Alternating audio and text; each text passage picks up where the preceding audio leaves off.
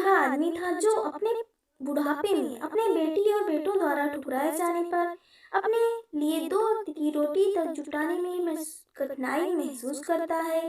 फिर भी वह हिम्मत करके होलसेल की दुकान से अपने पास पड़े चंद रुपयों के पेने खरीदता है और बस स्टॉप पर जाकर एक जगह बैठकर उन्हें बेचने की कोशिश करता है। बूढ़ा दिन भर पेन बेचते बेचते थक जाता है, लेकिन उसकी ज्यादा पेन नहीं बिकती।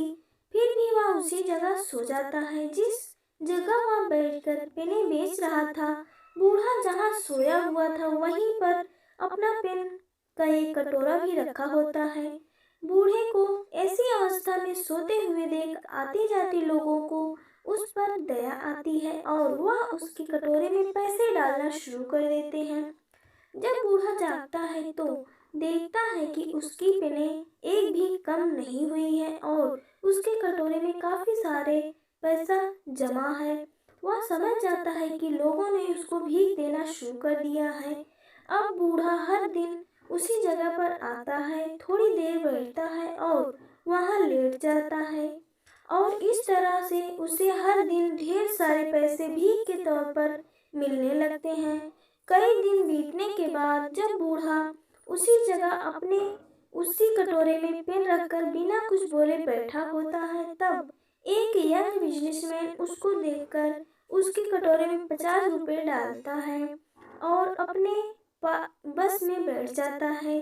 कुछ सेकंड बाद उस बिजनेसमैन को क्या सोचता है पता नहीं कि वह बस से नीचे उतरता है और उस बूढ़े के पास आता है, उस कटोरे से कुछ पेन उठाता है और उससे कहता है कि इस पेन की कुछ कीमत है और मैं आपको कीमत देकर यह पेन ले रहा हूँ। आखिर आप भी एक बिजनेसमैन हैं और मैं भी हूँ। इतना कहकर वह फिर से अपनी बस में बैठ जाता है और बस वहाँ से चली जाती है। उस यंग बिजनेसमैन की बातें जैसे बूढ़े के दिल में उतर जाती है। उसकी बातें दिन रात अब बूढ़े के दिमाग में घूमती रहती है। 2 साल बीत जाते हैं। एक दिन वह यंग बिजनेसमैन एक जगह पर उस बूढ़े को दिखता है। बूढ़ा आदमी उसके पास जाता है और उससे कहता है, आपने मुझे पहचाना?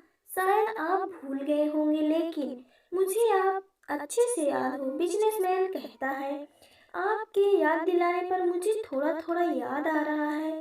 शायद आप वही बूढ़े आदमी हैं जो कभी उस बस स्टॉप पर बैठकर भीख मांगा करते थे, लेकिन आज तो आपका अंदाज ही कुछ बदला हुआ है। आप सूट बूट में टाई पहनकर यहाँ क्या कर रहे हैं?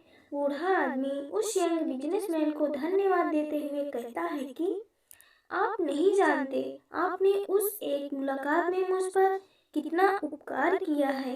यंग बिजनेसमैन को कुछ समझ में नहीं आता, क्योंकि उसके हिसाब से उसने ऐसा कोई भी काम नहीं किया था जिसके लिए उसे धन्यवाद दिया जाए।